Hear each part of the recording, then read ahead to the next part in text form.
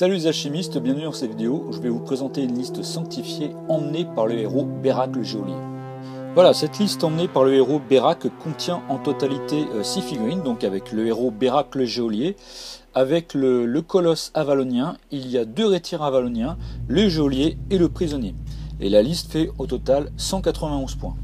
Alors ça va être une liste relativement assez simple à jouer puisque d'une part il n'y a pas d'alchimiste, ça va être vraiment une philosophie assez simple parce que il y a assez peu de compétences finalement aussi sur toutes les figurines que vous aurez à jouer.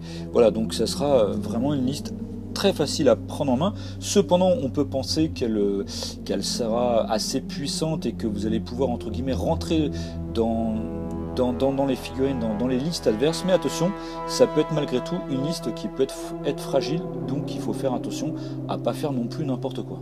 C'est avant tout une liste donc composée de figurines qui sont effrayantes, parce qu'elles sont toutes effrayantes, voilà, à différents niveaux, que ce soit effrayant 13, 14 ou bien 15. Certaines aussi, donc les rétières, ont l'enchevêtrement ainsi que Berak le Geôlier, donc ça va permettre vraiment de vraiment empêcher les figurines adverses d'être un petit peu trop puissantes, puisque si vous réussissez à l'enchevêtrement, et bien les figurines adverses auront un des malus au combat, moins 2 sur leur défense, et voilà, et en plus ils devront dépenser un PA s'ils veulent en plus se désengager. Donc voilà, donc ce qui fait que ça évidemment c'est très intéressant, d'autant plus que si la figurine adverse est en plus effrayée, elle aura un démalus à tous ses jets. Donc ça veut dire qu'une figurine qui est en combat contre vous, si elle est effrayée et si elle est enchevêtrée, elle a carrément 2 dés malus en fait au combat, donc elle devra jeter 4 dés et prendre les 2 moins bons jets. 2D. Donc ça veut dire bien sûr qu'elle aura beaucoup de difficultés à vous blesser, à vous toucher, déjà à passer votre défense, et donc bien sûr à vous blesser. Donc il faut vraiment profiter de ce plein potentiel des 2 rétières et de Berak pour vraiment essayer d'engluer entre guillemets les figurines adverses pour éviter, et surtout les figurines, les héros ou bien les figurines élites, pour éviter en fait qu'elles puissent être trop puissantes et pouvoir vous blesser. Au niveau du rôle de chacun, donc d'une part vous avez le prisonnier, qui est vraiment une troupe de base qui est vraiment très fragile, avec une faible défense, qui combat convenablement mais qui n'est pas non plus surpuissant, donc voilà, quelque part lui il faudra vraiment faire attention parce que c'est sans doute une des figurines les premières qui va partir, puisqu'elle a vraiment aucune compétence, aucune valeur ajoutée très forte. Donc voilà, il faudra faire attention et pourquoi pas la dédier peut-être à jouer le scénario dans un premier temps, et bien sûr à ne pas trop l'exposer si vous voulez un petit peu conserver le jeu, puisque si vous avez que 6 figurines, et bien sûr si on vous en enlève une, ça va être un peu plus difficile par la suite. Les 2 rétières, donc ça vraiment vous n'aurez pas trop de de risque, je dirais, à les emmener un petit peu au front, puisque grâce à leur effrayant et enchevêtrement, les figurines qui vont venir vous combattre en fait auront un peu, sans doute, logiquement avec un petit peu de chance, elles auront du mal à vous blesser si elles sont effrayées et enchevêtrées. Voilà, bien sûr, il faudra avoir un peu de chance et un peu de réussite de votre côté. Et de fait, c'est vraiment des figurines qui peuvent très bien aller combattre aussi des figurines élites, même si elles n'ont que 2 PA, puisque même si vous combattez des figurines qui ont 3 PA, eh bien vous pourrez peut-être en venir à bout, à la seule condition, bien sûr, qu'elles soient effrayées et enchevêtrées. Le geôlier, il faudra justement bien le coupler avec soit les rétières, soit le Berak. C'est une figurine élite puisqu'il a 3 PA, mais malgré tout à faire attention parce qu'il n'a que 10 de défense. Voilà, il est effrayant 13, donc c'est pas non plus une super valeur d'effrayant. Une figurine ennemie auront logiquement de quoi réussir le jet de réflexe et le d'esprit, et donc de ne pas être effrayé contre le geôlier. Par contre, là où il faudra bien le combiner avec les rétières ou le Berak, c'est notamment sa règle sadique, qui permet qu'une fois par tour, lors de son activation, il peut effectuer gratuitement une action contre une figurine qui est enchevêtrée et ou effrayée. Donc voilà, ça veut dire que potentiellement, ça vous donne un 4e PA, entre guillemets, en tout cas une action de combat, effectuer une action de combat gratuite, donc il faudra vraiment profiter de cette compétence-là.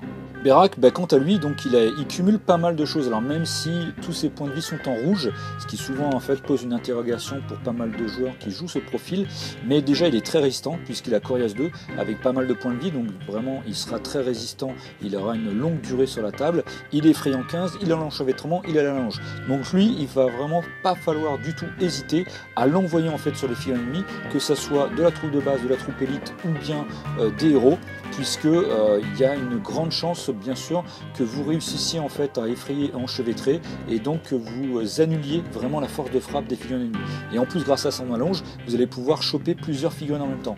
Moi je dis un peu ce profil là, c'est un peu la pieuvre, et si vraiment vous avez un petit peu de chance de votre côté, il va vraiment être super casse-pied en fait pour les figurines ennemies. En plus il a une table de dommages qui est plutôt pas mal, voilà, donc voilà, c'est avec un 5 de combat, voilà, même s'il est en rouge, il va pouvoir faire des bonnes choses, surtout si vous réussissez à enchevêtrer les figurines ennemies, puisque leur défense descendra de 2 points, donc même des figurines Caliman qui ont 12 de défense passent à 10, donc avec un 5 de combat, vous avez de fortes chances en fait de pouvoir le blesser, même avec des dés rouges.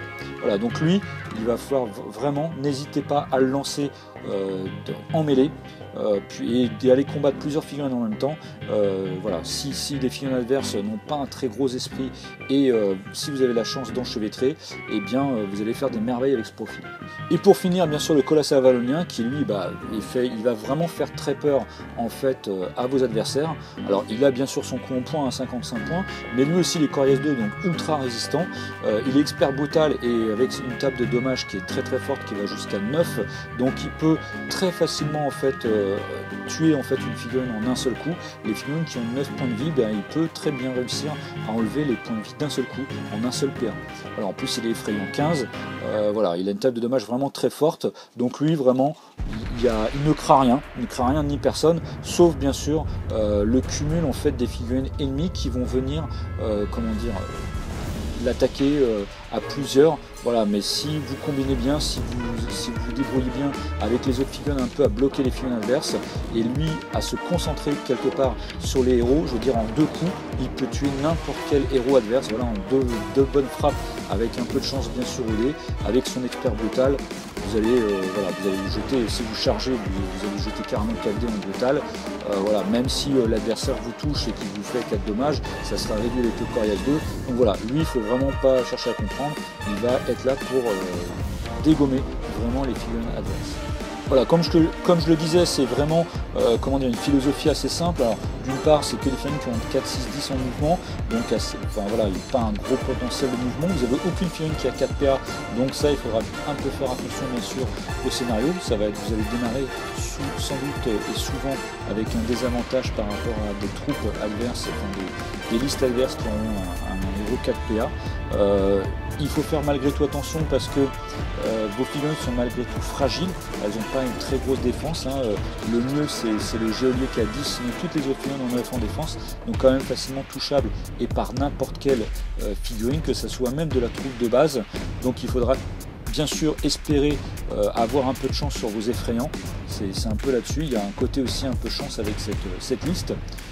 Mais donc attention à pas non plus aller bille en tête en fait et ne pas choisir vos cibles avec cette liste. Il faudra méticuleusement savoir qui attaquer avec quelle figurine pour essayer de réduire, je dirais dans un bon timing et dans une bonne chronologie en fait les figurines ennemies.